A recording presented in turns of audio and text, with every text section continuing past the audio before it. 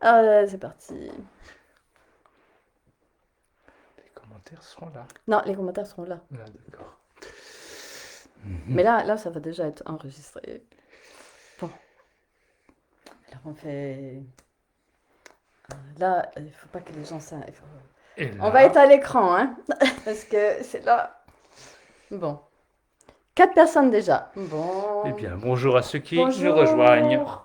Donc en fait, j'ai fait des variations techniques aujourd'hui, hein. C'est pour ça, vous allez voir, c'est un peu différent. Et j'ai transformé mon iPhone en webcam pour avoir plus de champ. Voilà, coucou, merci. Mhm. Bon, très bien. Très bien. On va vous laisser nous rejoindre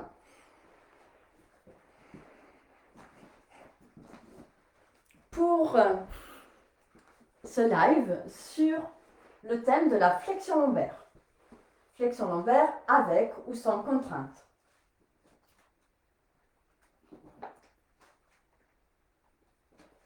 Donc ça, c'est un moulage de colonne vertébrale. Ceux qui nous suivent le connaissent bien. L'intérêt, c'est que il est articulé, hein. Parfois, il y a des moulages qui sont fixes. Le câble noir représente la moelle épinière, le bassin, tout le rachis, et il y a une base de crâne. Ça ne correspond pas à une pièce osseuse, hein. C'est censé être ci, en fait.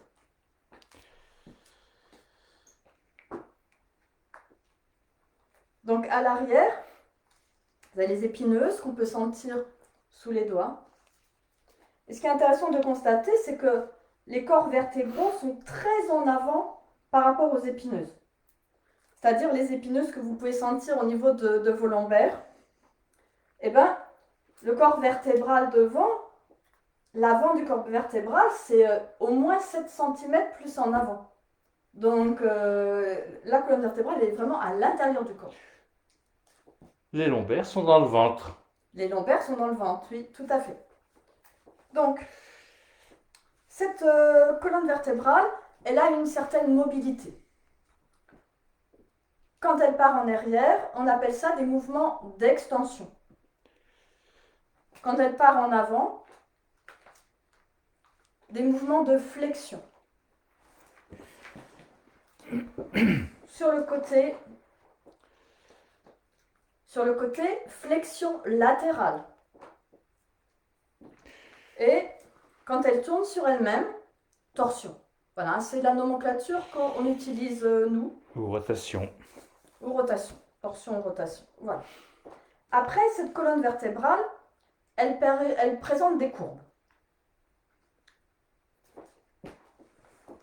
Donc ça, c'est une colonne vertébrale physiologique avec ses courbures physiologiques qui présente une cambrure basse, comme on préconise. Cambrure, c'est lordose. Bosse, ça va être syphose. Par exemple, là, vous voyez, certaines personnes, ici, ça va être un peu arrondi entre les omoplates, ça s'appelle une syphose. Là, dans le cas de cette colonne vertébrale, les cervicales, elles sont empilées, elles sont très droites. Alors, chez la plupart des gens, alors, très droite, c'est le cas des chanteurs lyriques. Chez la plupart des gens, elles vont partir un peu en arrière comme ça s'appelle une lordose, voire une hyperlordose si vraiment les cervicales sont très comprimées à l'arrière. Voilà. Donc le thème aujourd'hui, c'est flexion lombaire avec ou sans contrainte. Quand on regarde sans a priori une colonne vertébrale, quand on voit d'un point de vue vraiment géométrique, architectural, on voit qu'elle est conçue vraiment pour partir en arrière, pour l'extension. On voit que l'extension, c'est quelque chose qui est très adapté. Alors devant, il y a un gros ligament aussi, hein, qui maintient la colonne en place. Et on voit vraiment que ces petites épineuses font comme des tuiles, et que on sent bien que c'est étudié pour, on va dire. Il y a une congruence des articulations en extension. Voilà. Après, la flexion, c'est quand on part en avant.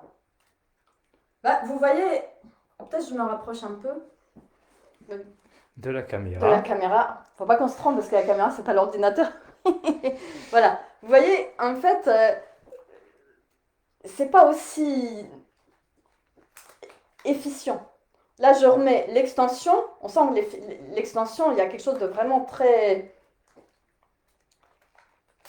Très très stable. congruent, très stable, en fait, qui se met en place.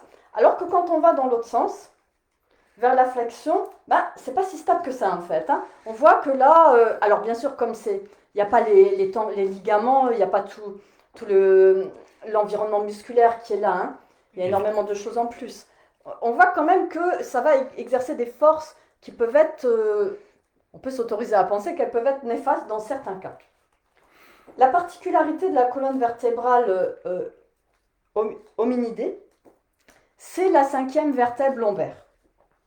Alors, je vais vous montrer sur le dessin. Bon, c'est un schéma qu'on montre assez souvent.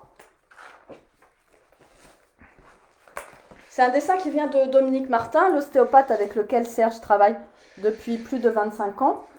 C'est des dessins, on va dire, ancienne époque, qui sont dessinés à la table à tracer. Et vous voyez cette 5e vertèbre lombaire ici, qui a une forme trapézoïdale, qui est beaucoup plus épaisse devant que derrière.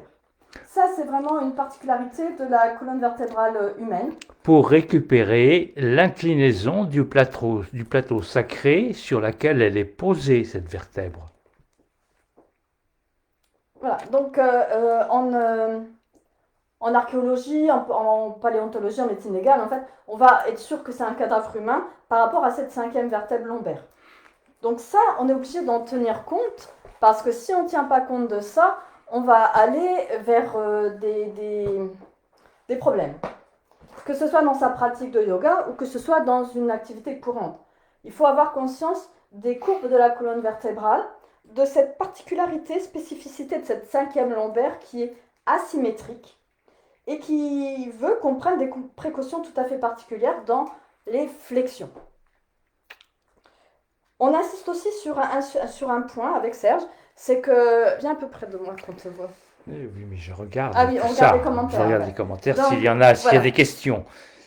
Donc, en fait, c'est que les corps humains ont énormément évolué ces dernières années. Les jeunes sont de plus en plus grands, donc le mobilier est de moins en moins adapté à ces jeunes personnes qui sont de plus en plus grands aussi. Et puis, le mode de vie a évolué aussi dans un sens où on est de plus en plus assis. On marche moins, on n'est plus assis, on s'est libéré des tâches domestiques, aller puiser de l'eau dans le puits, bêcher le jardin, des activités de cet ordre-là, qui font qu'on est... On va aux toilettes assis Oui. plutôt qu'accroupi. C'est vrai que les toilettes à la turque, il faut les chercher maintenant, ou les trous dans le jardin, qui fait qu'il y a énormément de choses qui ont changé au niveau du corps et qu'on a perdu l'aplomb. L'aplomb, c'est l'alignement cheville, genou, hanche, épaule, oreille. Vue de profil.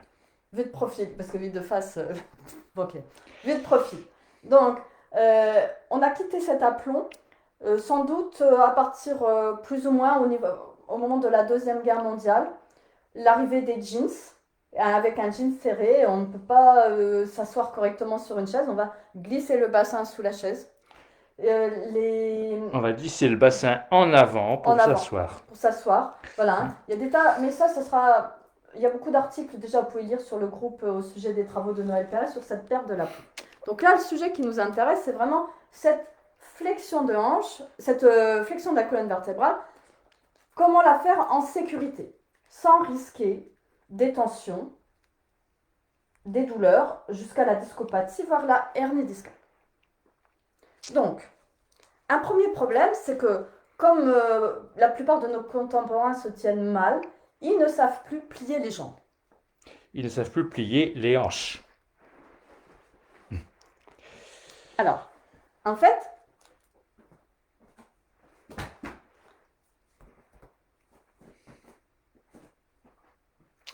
ok. C'est-à-dire que souvent, alors je me tiens un peu Gaston Lagaffe, mais c'est quand même assez fréquent, hein, et on va se pencher comme ça. On va plier ici.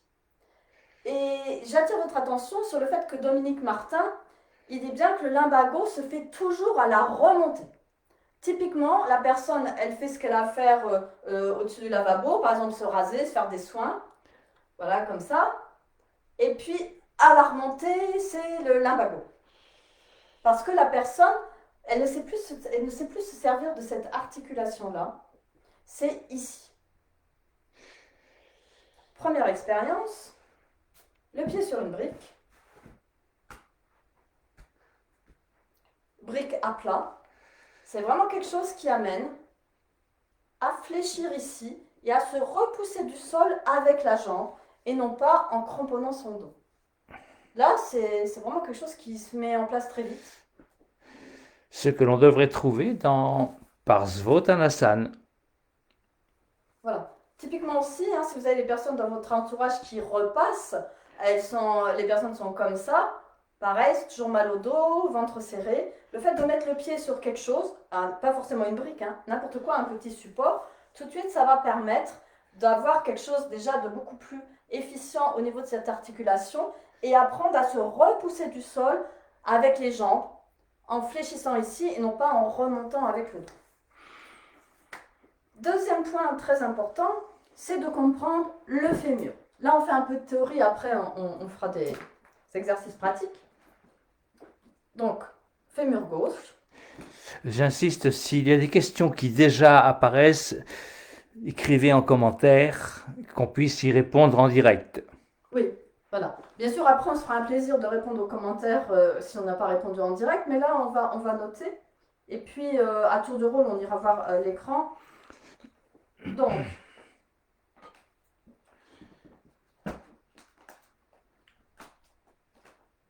on ne va pas rentrer dans le débat tout de suite de plaquer les lombaires au sol ou pas. On va simplement vous montrer quelque chose.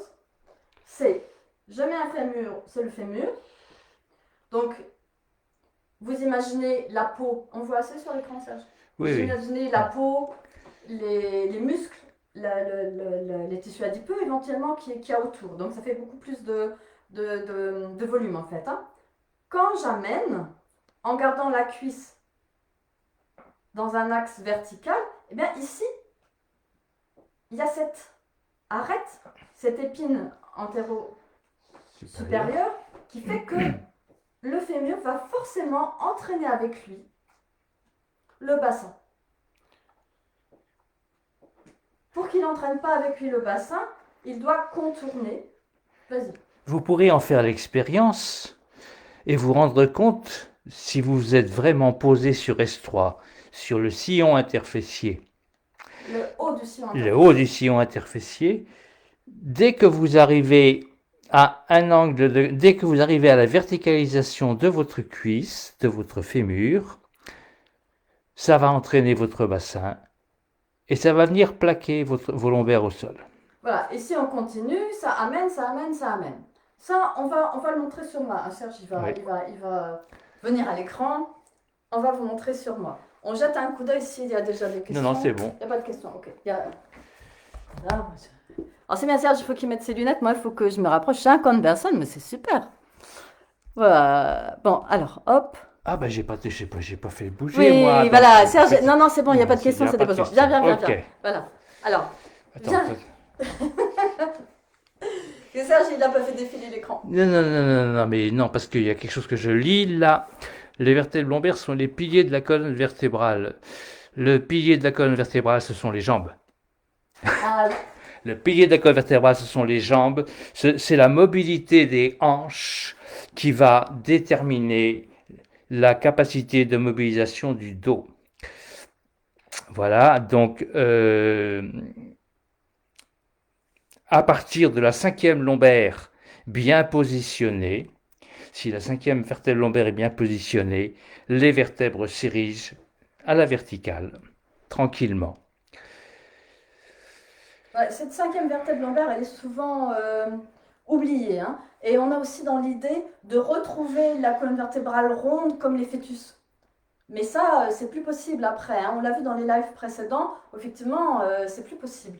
Parce que les courbes se mettent en place. Bon. Quelles sont les poussées à mettre en place dans Upavista Konasana pour ne pas être en flexion lombaire? Il faudra d'abord s'interroger sur qu'est-ce qui nous empêche de faire Upavista Konasana, quels sont les muscles à étirer, quelles sont les articulations à mobiliser. Alors ça c'est évident, Upavista Konasana, on est le dos neutre. Il n'y a aucune flexion lombaire. Et Il devrait y avoir aucune flexion lombaire. Ouais, à part, franchement, j'ai pas vu passer beaucoup de photos où les gens sont en capacité de ne pas être en flexion lombaire. Personnellement, je peux le faire. C'est le fruit d'un travail, mais c'est pas possible. On ne doit pas l'être. C'est le fruit d'un travail et aussi de quelque chose qui est de naissance. Voilà. Après, donc maintenant, on va vous montrer des choses qu'après vous pourrez expérimenter avec nous ou après. Bien. Ok. Voilà. Allons-y. Enlève peut-être tes lunettes, oui. Donc, déjà, comment on se couche? Comment on se couche? Guide-moi pour me coucher. Eh bien, on pourrait utiliser les genoux fléchis, les pieds à plat au sol. Si on repousse le sol avec les pieds, on va rouler tranquillement sur les fesses. Flexion lombaire sur la poussée. Si on tient notre tête, ça va nous empêcher de serrer le ventre. Et ça va donc libérer les lombaires. Les jambes s'allongent. Ok, bien. Peut-être qu'on pourrait fixer les talons et très légèrement, fixer les talons et très légèrement vouloir soulever les genoux pour déverser le bassin Pour faire ça. et venir se placer véritablement sur S3. Mais c'est vraiment la poussée des jambes, hein. C'est pas le dos qui le fait. Qu'est-ce qui apparaît à l'écran? C'est moi qui apparaît à Non, l'écran. il y a un truc de texte en bas. Ah bon, non, rien de spécial. Non. Ok, c'est bon, tiens. Ce qui apparaît, c'est une nouvelle astuce que je ne connais pas. Ah, ok, on verra c'est ça ça. plus tard. Voilà. Alors, et là, oui. Là, pose tes pieds à plat au sol. Ok. Vous ferez l'expérience si l'on pousse sur nos pieds, comme pour étirer le tapis entre pied et bassin. Ça va venir plaquer les lombaires au sol. Ça va venir plaquer les lombaires au sol. Observez ce qui se passe dans la nuque. Ça, c'est Mézières qui a mis ça en évidence. La cambrure lombaire qui disparaît se répercute dans les cervicales. Donc, si vous plaquez vos lombaires au sol, vous êtes obligé de corriger la position de votre tête. Par contre, si vous tirez sur vos genoux sans que les pieds bougent, pour revenir vous placer en haut du sillon interfessier, vous allez sentir que ça étire votre nuque et que votre colonne s'allonge et que vous n'avez plus le menton pointé en arrière ou pointé vers le haut. Ça, c'est hyper important de repérer les transferts de courbes en fonction du travail de nos jambes. Et là, on peut respirer. Maintenant, rien que comme ça, si on allonge les jambes tranquillement, et vous rencontrerez ça avec vos élèves, bien souvent, des personnes assises,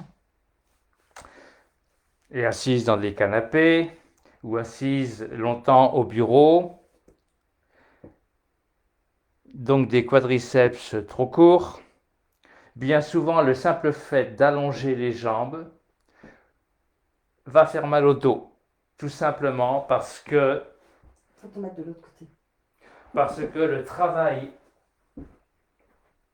ici, le raccourcissement des quadriceps qui sont attachés sur le tibia et sur l'épiniliaque, sur le bassin, ce raccourcissement crée une cambrure haute. C'est la même chose quand vous êtes debout. Quand vous êtes debout, le raccourcissement des quadriceps vous fait vous redresser avec votre dos. Bien. C'est pour ça qu'on met des coussins sous les genoux de nos élèves, ce qui est un moindre mal. en sachant qu'on traite le symptôme et pas la cause, qu'il faudra donc étirer les quadriceps. Beaucoup plus dommageable, c'est pour ça, pour protéger le dos, qu'on leur dit de plaquer les lombaires au sol. Si c'est fait sur la poussée des jambes, ça va, c'est acceptable, mais ça provoque un problème dans la nuque. Si c'est fait en serrant le ventre, c'est terrifiant parce que il n'y a plus de mobilité. Il n'y a plus de mobilité entre le viscéral, entre le ventre, dans le ventre. Et vous raccourcissez la zone sternum pubis. Vous ne pouvez plus respirer que là-haut. Vous ferez l'expérience. Bien, on va continuer sur La montée de la jambe. monter une jambe. Je fais moi? Comme dans Supta Padangusthasana.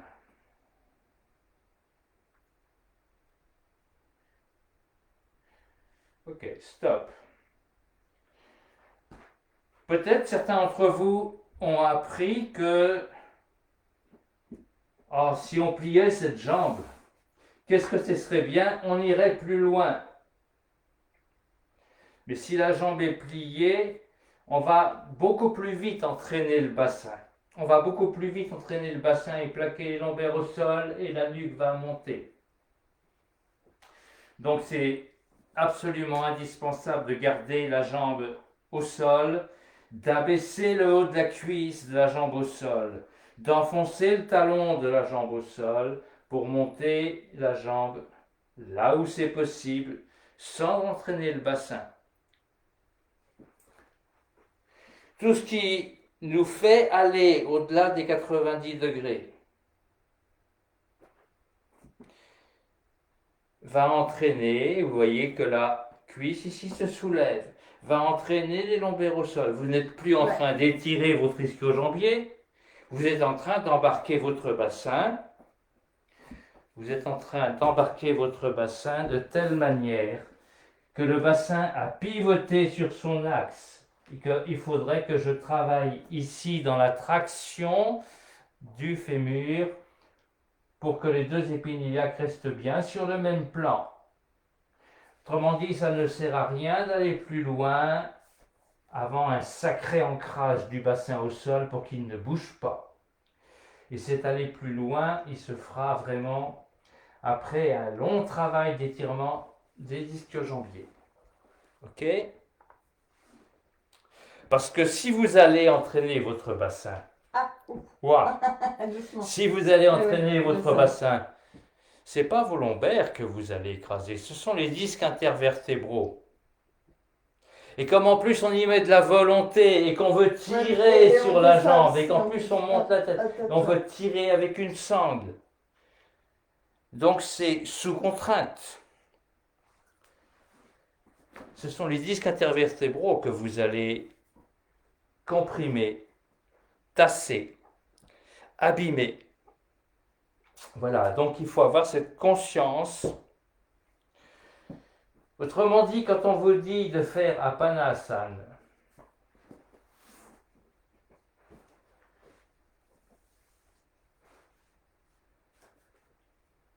et que pour bien vous faire sentir, on vous aide et on appuie. Là, je lutte contre, parce que... On appuie.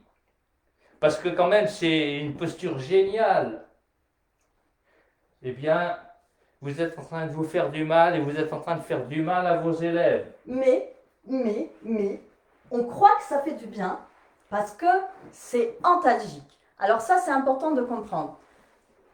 Plaquer les lombaires au sol, mettre du poids, c'est antalgique uniquement sur les petits muscles de la face externe parce que eux, ils subissent, ils se contractent et ils font mal. Mais c'est antalgique uniquement sur le moment. Quand on arrête après, ça va revenir plus ou moins rapidement, mais disons, il n'y a aucun bénéfice. Par contre, les dégâts qu'on produit sur les disques intervertébraux, ils sont progressifs, silencieux, et on ne perçoit la douleur que quand on commence à avoir l'hernie qui sort et qui commence à irriter un nerf. Voilà. Donc ça, c'est vraiment très important de comprendre. Les postures, la sensation d'antalgie, elle est trompeuse. Et elle peut masquer une mauvaise pratique qui va générer des troubles, des troubles profonds jusqu'à l'hernie discale. Ça, on le dit, on le répète. Donc, pour nous, Apanasana, les cuisses doivent rester verticales.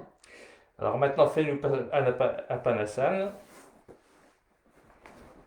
Et ça, c'est Jacques Thibault qui me l'a appris. On n'a pas bougé le tapis un peu, je pense. Oui.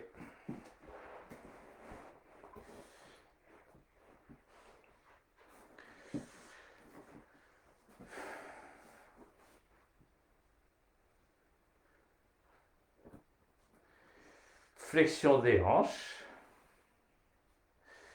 Et flexion des hanches qui se fait avec les fléchisseurs de hanches, qui n'embarquent pas le bassin.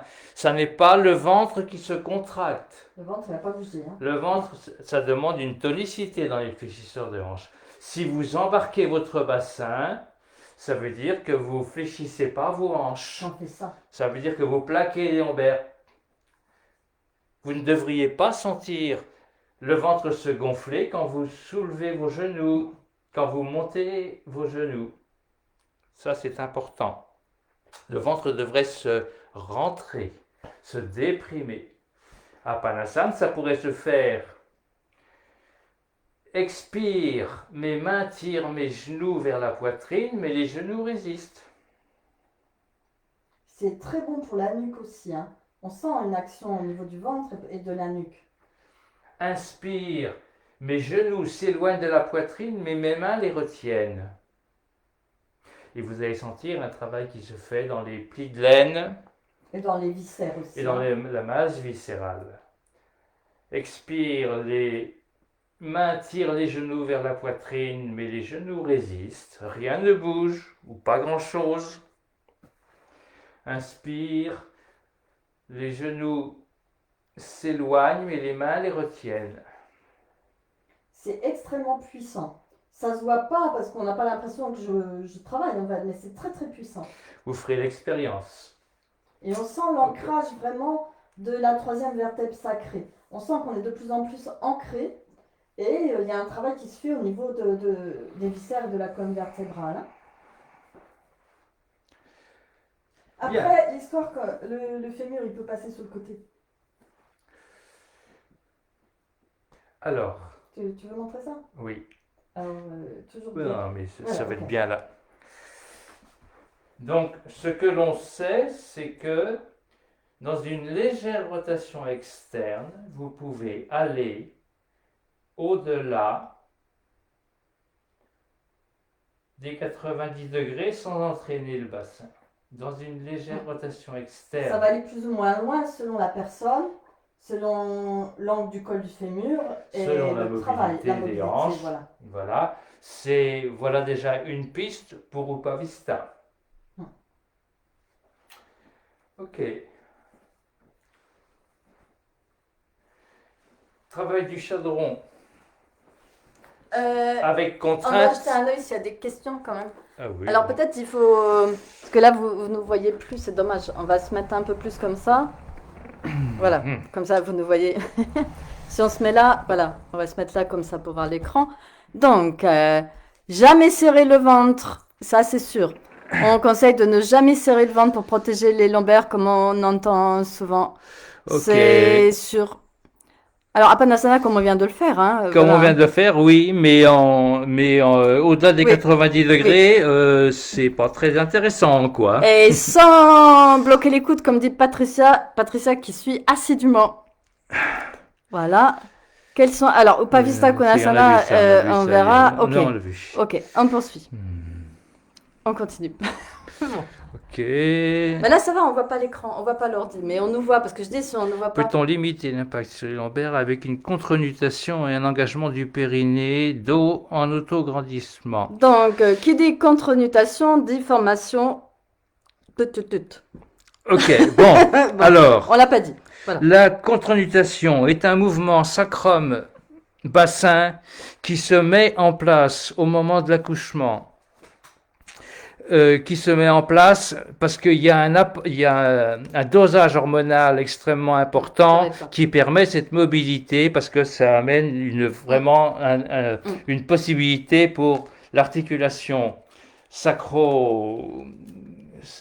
sacro-iliaque de se libérer, de tourner. Ok? C'est vraiment très, très, très, très, très fin. Et il faudrait peut-être arrêter d'être tout le temps en train de penser qu'il faut contrôler le périnée et le mettre en place et le serrer. Parce qu'à force de serrer votre périnée, vous allez le fibroser, il sera plus trampoline. Alors aussi, j'ajoute plusieurs ostéopathes femmes de notre connaissance, dont la fille de Serge, disent qu'elles n'ont senti la contre-nutation qu'à l'accouchement. Autrement, c'est pas quelque chose qu'on peut chercher à faire comme ça. En tout cas, c'est quelque chose qui se produit, c'est pas quelque chose que l'on produit. Voilà. Bon. Donc, nous, on est vraiment sur restaurer les courbures physiologiques de la colonne vertébrale, la courbure lombaire basse, et ça ouvre un champ de possibilités, de mobilité incroyable. Cette histoire de contre-nutation, c'est comme si on était trop cambré. Or, le corps médical passe son temps à nous dire qu'on est trop cambré, alors que nous sommes cambrés trop haut, ce qui n'est pas la même chose, en dorso-lombaire. Quasiment 100% des personnes qui viennent en bilan postural ici sont cambrées hautes, ne se rendent pas compte qu'elles bloquent la respiration en étant cambrées haut. Voilà. Une autre chose que je veux dire aussi, c'est l'autograndissement. Tu veux dire quelque chose encore ou je continue? Je veux dire je laisse Serge dire après. Quand on est bien placé avec une cambrure basse, L5, et on n'est jamais trop cambré en L5, quand on est bien placé, c'est ça. La colonne d'air est ouverte. Cambrure haute, ça veut dire qu'on bloque la colonne d'air. Et immédiatement, la respiration est faussée. Et immédiatement, on a la nuque. Qu'est-ce que c'est que... Bah tiens, voilà. Là, je suis avec une colonne d'air bloquée. Je suis effondré en flexion lombaire. Je suis assis sur mes fesses. Ok, et ma nuque est en avant. On voit ça très très souvent. Ok, et là, je parle avec ma gorge et je suis assez vite essoufflé. Si maintenant je reviens en antéversion de mon bassin,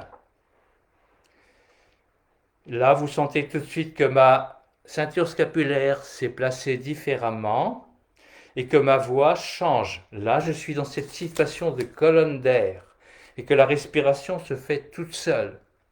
Si maintenant je suis dans une situation d'apparente ouverture, où j'ai poussé ma poitrine vers le haut, où je serre mes omoplates dans mon dos, vous entendez que mes cordes vocales sont à nouveau pas libres du tout, et que ma respiration, elle est bloquée.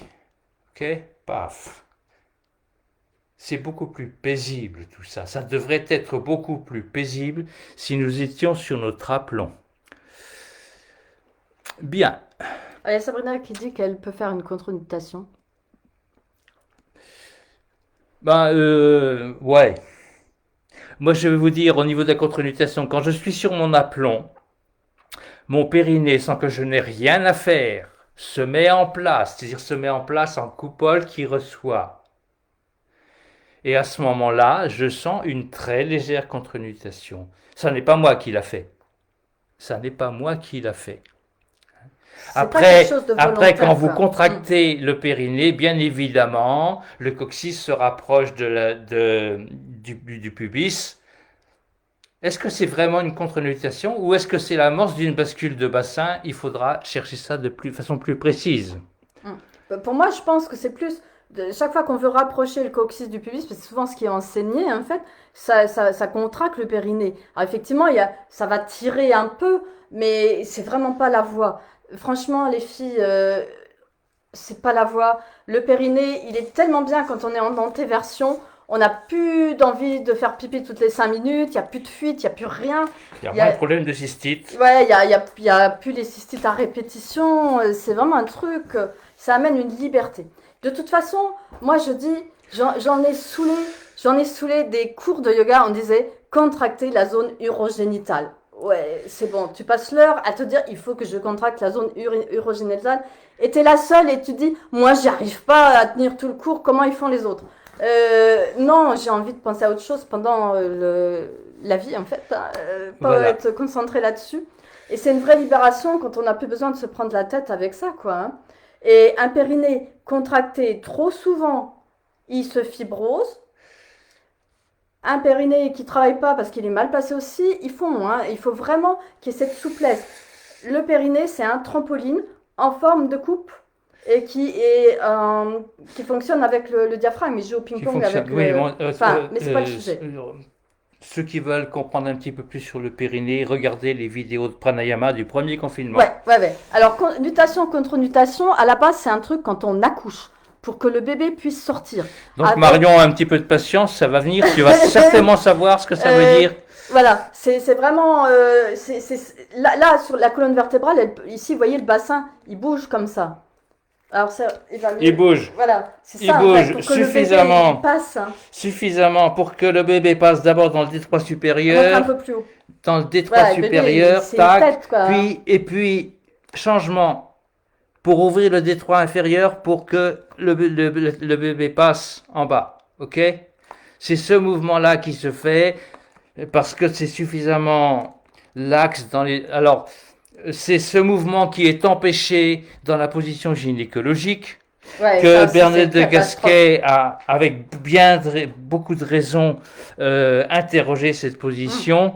Il faudrait que le bassin, que le sacrum soit libre ou au moins posé sur un petit ballon pour pouvoir bouger pendant l'accouchement. Hein, ça, c'est quelque chose qu'il faut vraiment ressentir. Après, c'est fait, la nutation contre nutation, c'est fait pour accoucher. Et en fait, les femmes peuvent le sentir. Maintenant, de moins en moins avec les péridurales. Après, il faut avoir une pratique d'écoute de corps pour pouvoir le ressentir. Donc, ben, vous nous direz, hein, celle qui accouche prochainement, si vous avez senti la nutation et la contre-nutation. Ben oui, je lis des choses qui sont tout à fait répandues, avec lesquelles je ne suis pas forcément d'accord. Engager la contre-nutation, passer le temps à contracter le périnée, etc. Moi, quand je vous parle, mon périnée il bouge. Il bouge et parce que c'est un trampoline et que le travail des abdominaux, eh ben, faites Kapalabhati correctement. Vous allez travailler vos abdominaux, vos transverses. Travailler les abdominaux, il y a moyen de travailler la sangle abdominale sans se faire du mal au niveau du périnée. Voilà. Après, et on peut dire aussi que l'épouse de Serge, qui est décédée en 2015, aidait des femmes qui étaient à 50 rééducation du périnée, qui avaient des fuites. Les sages-femmes les envoyaient la voir. En une séance, elle réglait le problème en faisant se relâcher, se détendre, arrêter de contracter et puis adopter l'antéversion du Par vagin. contre, le témoignage de Mélissa qui nous est arrivé cette semaine, la petite rééducation périnéale que vous pouvez faire vous-même, vraiment immédiatement après l'accouchement, quand les hormones sont encore là pour la laxité. Voilà. Mélissa alors accouche en oui, avril. ça c'est certainement très intéressant. Maintenant, qu'est-ce que vous... Alors Bernadette, ma femme disait... C'est une Bernadette aussi, il faut pas confondre. C'est Bernadette Bernadette Gatineau, c'est pas Bernadette de Gasquet. Bernadette Gatineau disait... vous pouvez toujours faire toutes les rééducations du périnée que vous voulez. Si vous continuez à mettre des pierres dans un sac de patates, vous pouvez toujours raccommoder le fond du sac. Ça va lâcher, ça va lâcher. Donc, si vous n'êtes pas sur votre aplomb quand vous êtes debout, si vous êtes posé sur l'avant du pied, si vous n'êtes pas sur vos talons, eh bien, le périnée n'est pas vivant. Ceux qui viennent ici et qui découvrent la posture de l'aplomb, ils sentent tout de suite que leur périnée, ça y est, il est vivant, il est prêt à faire son travail. Il se met en place tout seul dans Kapalabhati, si Kapalabhati est fait correctement avec les transverses. Oui. Sinon, ça peut être une catastrophe. Kapalabhati, avec des poussées sur les viscères, c'est pareil, c'est les fuites urinaires à la fin de la séance de yoga. Hein. Ou le yoga du rire aussi, quand on rit à l'envers, tout ça, c'est... Quand on rit à l'envers, oui. Voilà. Bon, on continue. On était à Apanasana. Oui. Ardha Uttanasana. Non, Non, tu veux... Doron. Doron. Okay. Chat Doron. Je vais faire le chat Doron.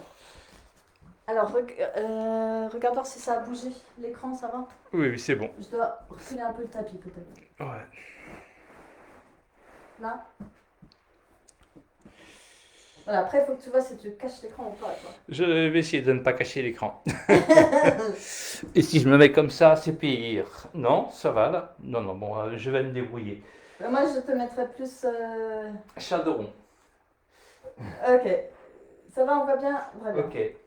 Alors, selon la manière dont vous allez faire Fais gaffe, tu peux cacher quand même. Hein. selon la manière dont vous allez faire le quatre pattes. Voilà, là, c'est très bien. Voilà.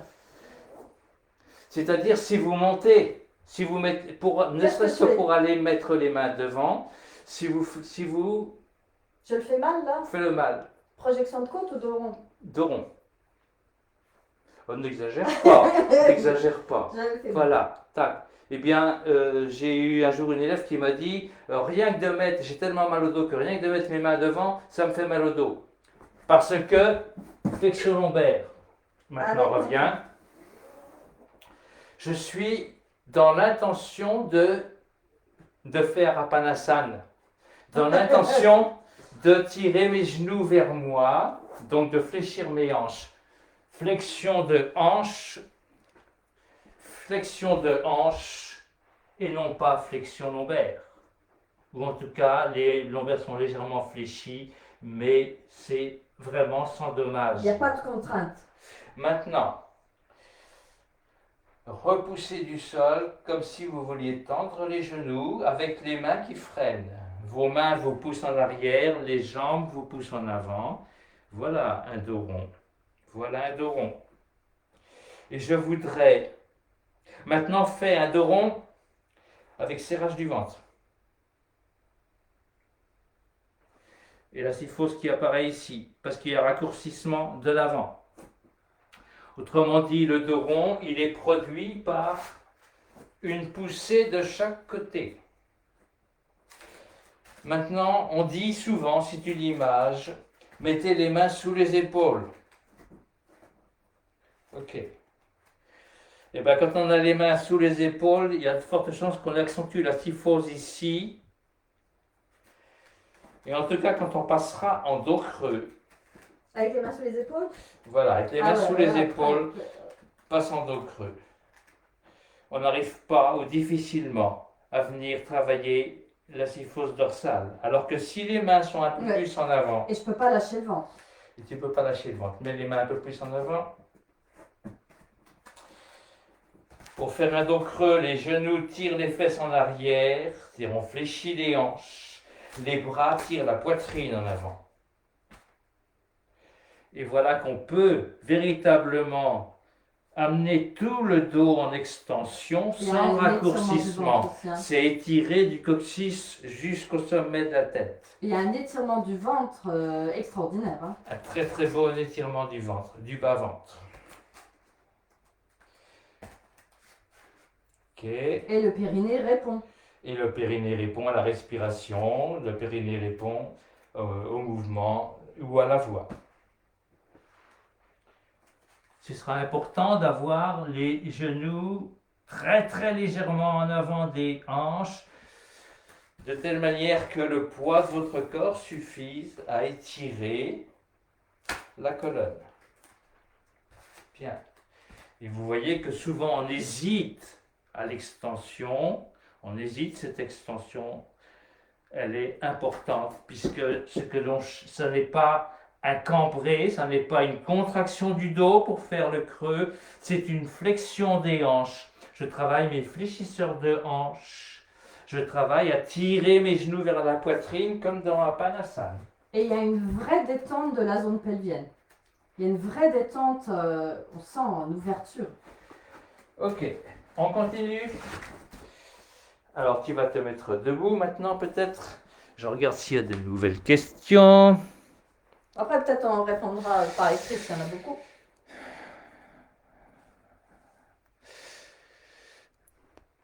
Peux-tu aussi avancer Kapalabhati sans périnée. Kapalabhati, s'il est fait correctement, tu sens ton périnée qui suit le mouvement. Sinon, c'est que le périnée Mais il faut arrêter de vouloir le contrôler tout le temps et l'observer. Et observer comment votre périnée y répond. Les bras sont de la largeur des épaules, hein, mais les mains un peu avancées, oui. Bon, ok. Alors, Les bras sont écartés beaucoup plus que ce qu'on dit, largeur des épaules. ouais, c'est... Sinon, vous ne pouvez pas. Je vais le montrer, En fait, ça. les bras, ils sont comme ça, en fait. Je vais le montrer. Bon, alors moi, je peux déplacer Ah, Mes lunettes. attention. Ah ouais, mais pas les lunettes par terre. Moi, je peux déplacer la caméra un peu. Alors, par contre, voilà. Qu'est-ce que tu veux montrer? Je veux montrer les bras. Je veux montrer les bras quand on dit largeur des épaules, ok? Eh ben, ça donne, c'est surtout pour les personnes qui ont des récurvatums de coudes, des coudes en hyperextension. Qu'est-ce que vous voulez mobiliser? Qu'est-ce que vous voulez faire avec vos bras là? Qu'est-ce que vous voulez faire? Tout est serré. On est à l'étroit. Pourquoi?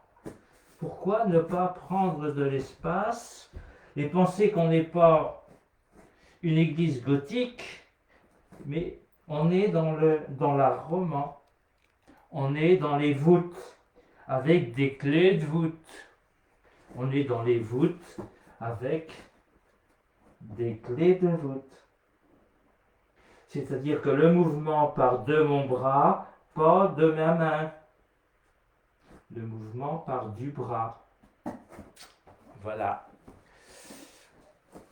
On va continuer avec peut-être Uttanasana. Allez, je mets un grand angle. On va voir, hein. Je mets le grand angle. Là, aujourd'hui, vous voyez, on fait des essais, hein. J'ai transformé mon iPhone en webcam. Donc, on essaye des trucs, hein. Comme ça, après, on verra si c'est mieux ou moins bien. Hop. C'est pas trop. Non, avance pas trop. Ok. Comme ça. Oui. Donc. Alors, Uttanasana. On me voit en entier. Je recule un peu. Comme ça. Ok. Ça va? Oh oui, ça on te voit largement en entier. Bon. Bah, c'est peut-être Uttanasana. petit, hein. Je sais pas, c'est peut-être trop petit. Uttanasana, quand on est pris dans la volonté de garder la cambrure, on va partir cambrure haute, terminé. Vous allez vous faire du mal parce que vous êtes en contraction du dos. On repart. Uttanasana. On peut le faire mal dans l'autre sens aussi. On peut le faire mal en... Mal dans l'autre sens, c'est je descends. Je descends, je descends, je descends, je descends. Flexion lombaire, vous allez vous faire mal. Maintenant, je tire mes fesses en arrière. Je tire mes fesses en arrière. Je tire mes fesses en arrière. Sans chercher à creuser plus haut. Sans chercher à creuser plus haut. Le poids du corps reste sur les talons. Et quitter cette idée que l'on donne souvent dans Uttanasana, là on est dans demi-Uttanasana. Dans Uttanasana, il faudra avoir les hanches au-dessus des talons. Et bien n'importe quel grue de chantier se renverse s'il n'y a pas un contrepoids, s'il n'y a pas un contrepoids en arrière. Et ce contrepoids, il va changer d'importance au fur et à mesure que vous allez continuer à fléchir les hanches. À fléchir, à fléchir, à fléchir. Ok. On a dit que passer 90 degrés, ça risquait de venir ici fléchir les lombaires. Et vous avez tous en tête les footballeurs il y a 15 ans qui faisaient étirer leurs ischio-jambiers, là, paf, avec des flexions lombaires à bloc. J'ai essayé de le faire pendant 10 ans. J'ai pas du tout étiré mes ischio-jambiers. Hein, mais bon. Voilà. Okay. On continue. Donc il va falloir... On continue pour aller dans Uttanasana. Ce sera intéressant quand on a peu d'étirement d'ischio-jambier d'avoir un support, ou le mur, ou une main, ou une chaise, pardon, un bâton. Un bâton. Le bâton, oui. Un bâton en Un bois, bâton. pas un bâton à yangar, un bâton en bois. Un manche d'outils. Ok. Bien. Là, les rotules sont remontées. C'est le haut des cuisses qu'on pousse en arrière. C'est pas les genoux. Ok. Et peut-être qu'avec le temps et la durée de la posture, le poids du corps va permettre que ça se fléchisse davantage. Il faut que je fasse les genoux. C'est intéressant de contracter les cuisses puisque les adducteurs, les quadriceps qui se contractent sont antagonistes des ischio-jambiers, donc vont permettre et faciliter l'étirement des ischio-jambiers. Okay. Ah, je peux pas aller plus loin. Ah, si. Si tu voilà, oui, ça descend. ça oui, descend. ça descend. Voilà, ça descend, ça descend. Quand les ischions sont plus hauts que l'articulation des hanches, on va pouvoir laisser un petit peu de flexion lombaire. Ok. Allongement entre le sommet de la tête et le coccyx, mais pas ce qu'on a envie de faire, aller mettre la tête aux genoux, c'est-à-dire plier, faire des plis sur l'avant du corps. Uttanasana, c'est l'étirement de l'avant. Bien. Et petit à petit, parce que vous allez rester dans la posture, que le poids du corps est sur les talons, ça va continuer à se fléchir. Parce que vous allez étirer le tapis entre les talons, vous allez détendre la zone du périnée. Parce que si vous serrez les fesses quand vous faites ce genre de posture, ça ne s'ouvre pas. Exact. Là, ça détend Étirer le tapis entre les talons provoque une rotation interne des fémurs et facilite la flexion. Okay. Pour revenir, on pourrait soit fléchir les genoux, soit utiliser la poussée des jambes. On pousse le bassin en avant. On pousse le bassin en avant autour de l'axe des jambes.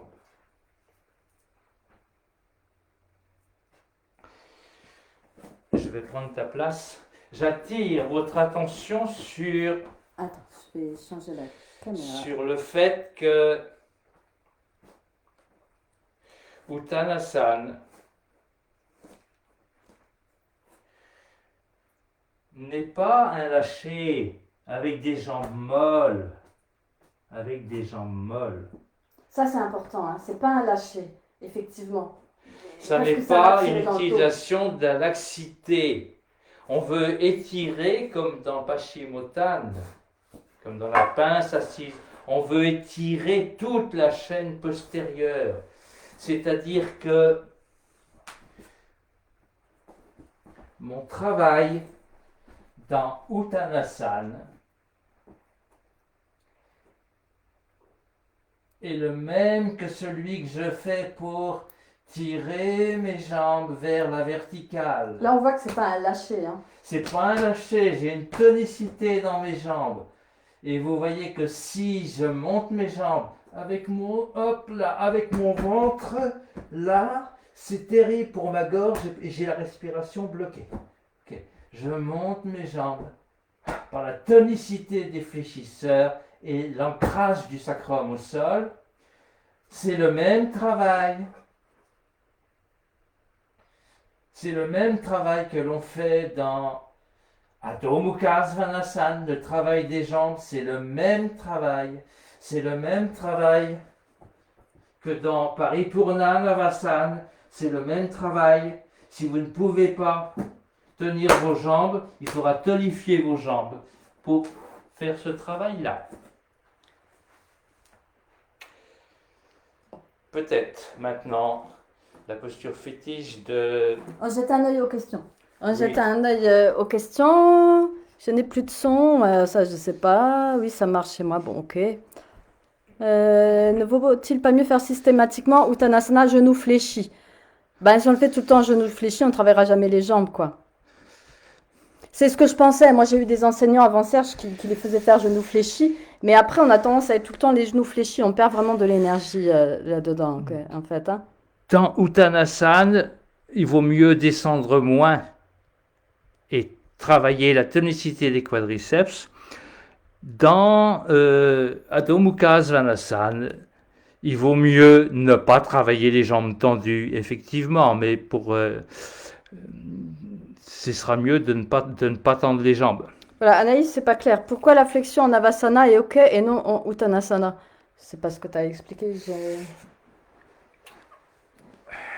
Alors, si je suis en Avasana, Paripurna Navasana,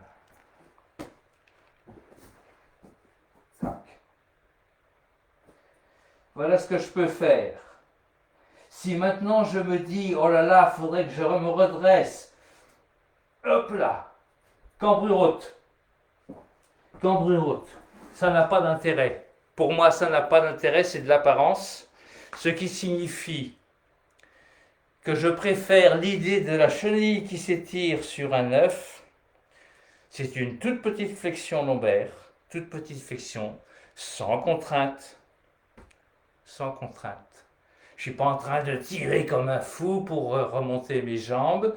Je ne suis pas en train de serrer mon ventre c'est un travail de tonicité des jambes et la chenille qui s'étire sur un œuf pour ne pas casser la chaîne vertébrale d'étirement. Voilà. Alors, quelle posture tu voulais faire maintenant? Et bien, Adho Mukha. Adho Mukha. Alors, Adho Mukha. c'est qui fait Adho Mukha? C'est moi?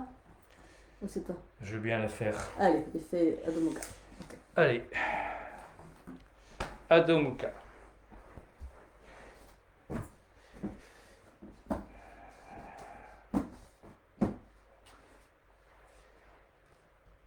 Adho Mukha que l'on monte souvent comme ceci, tac, et on tend les jambes. Ouais. Tac. Ok. Ça, c'est ce qu'on voit, hein. C'est pas ce qu'on recommande nous. Hein. Voilà. Et on tend les jambes. Aïe, aïe, aïe. Ouais. Et voilà ce qui se passe dans mes épaules. Et tu peux ajouter aussi que les gens, ils sont en train de bricoler à chercher le placement du pied et Voilà. de la main. Souvent, quand on voit après comme ça. Donc Vous voilà montrer, comment Serge il fait. Oui. Je vais vous montrer quelque chose sur l'instrumentarium Pilates. C'était pas prévu, mais on va le faire. Instrumentarium Pilates. Donc en fait, c'est Serge qui l'a fabriqué. Parce qu'à l'époque, on fabriquait soi-même sa machine. C'est avant les réformeurs, hein. C'est avant la méthode Pilates. T'as fait ça dans quelle année? Dans les années 90? Ouais, je sais plus, oui. Ça fait longtemps.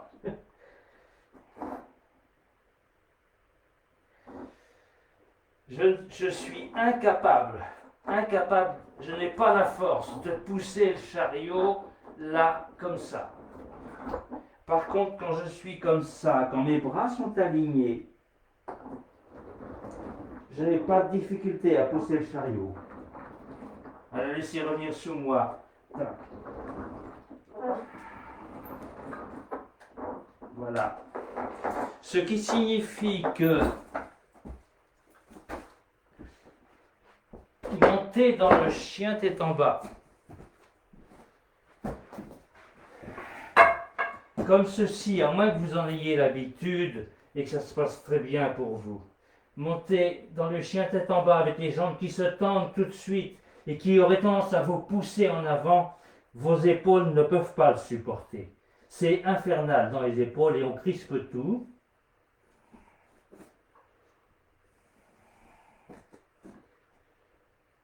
La poussée de mes mains soulève mes genoux sans que je n'ai rien à faire, à condition que je ne bloque pas mes coudes.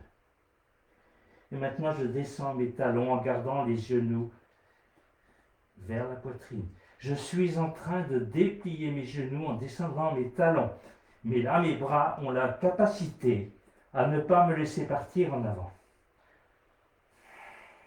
Et petit à petit, éventuellement, mes genoux se déplieront complètement.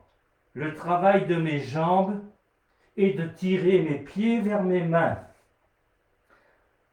Pas de tirer ma poitrine vers le sol, de tirer mes fesses vers le haut. Et les mains et les pieds ne bougent plus. Ils sont posés Ça une fois se pour met toutes en au début. place. Voilà. Si je fais trop vite, Tac.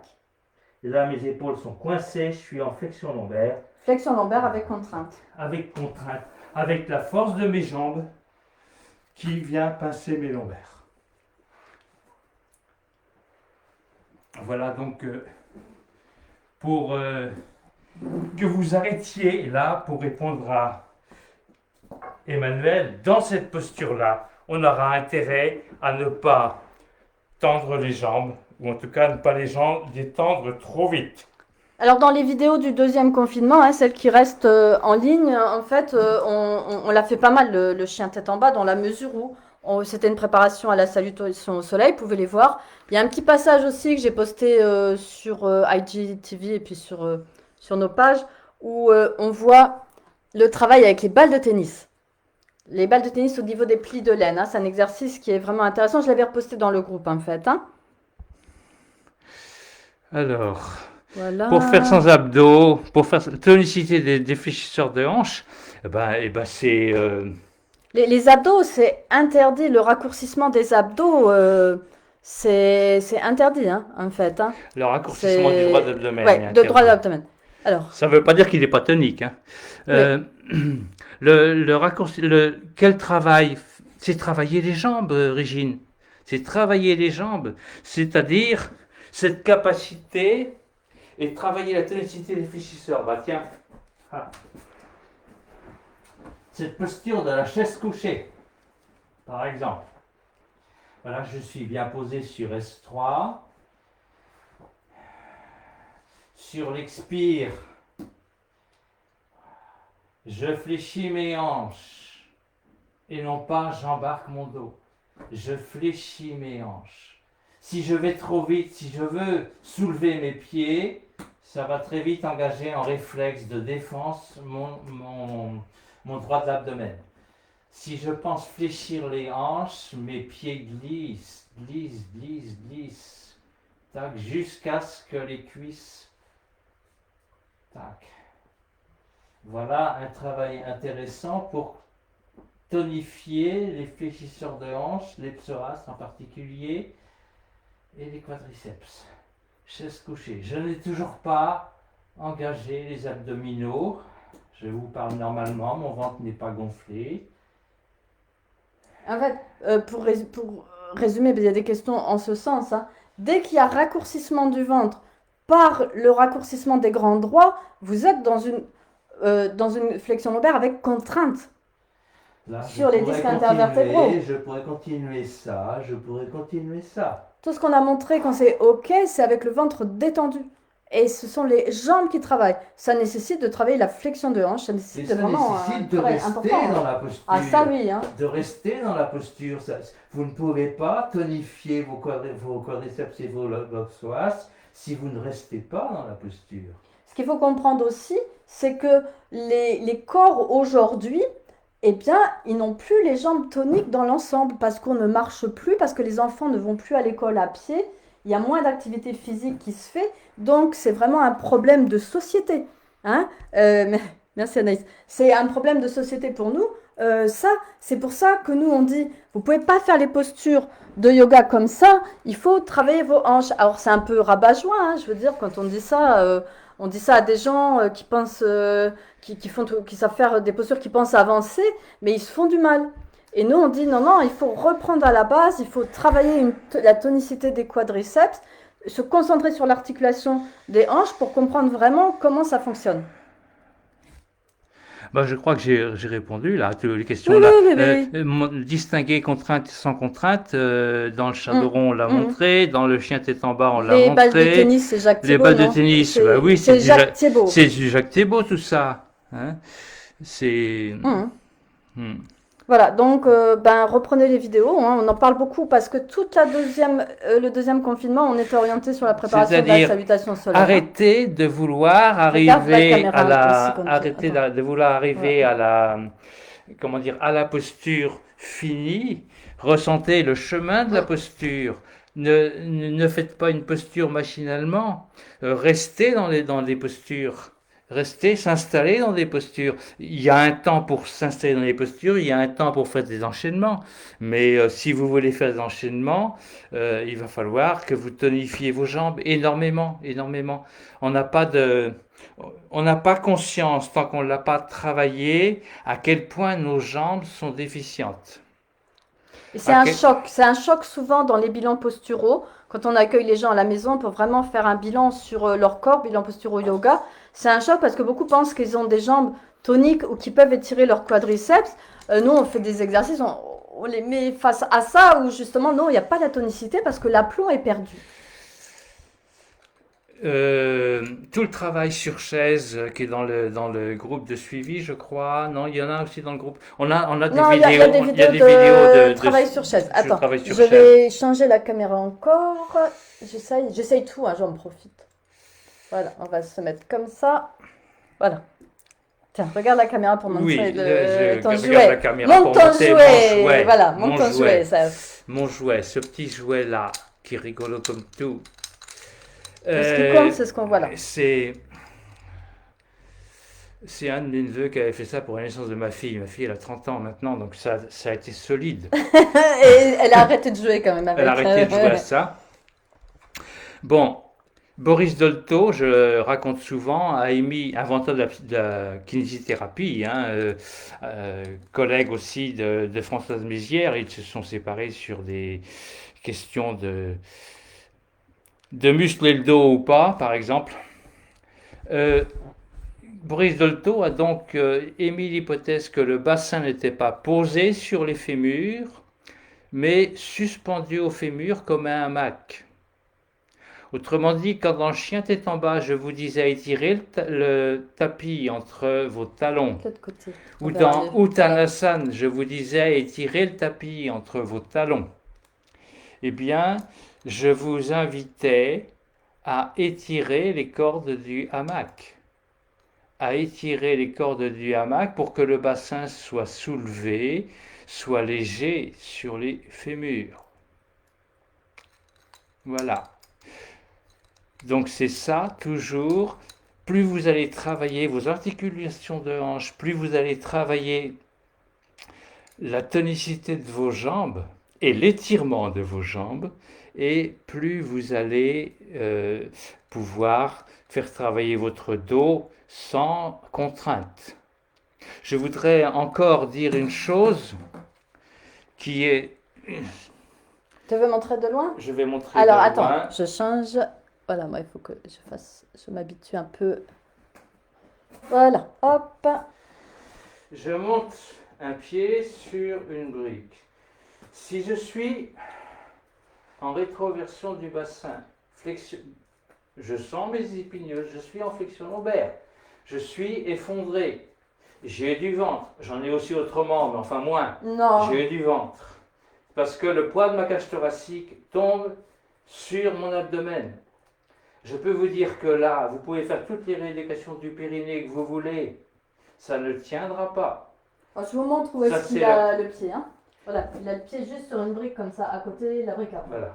Ça, cette position qui est caractéristique, vous vous tenez comme ça, vous avez les bras croisés, vous regardez votre téléphone, vous attendez le bus, tout le monde se tient comme ça, et tout le monde est cassé au niveau des cervicales. Okay? Mais ça, c'est ce qui se voit, ce qui ne se voit pas, c'est l'amplitude de mouvement de ma hanche. Amplitude de mouvement de ma hanche. Très réduit.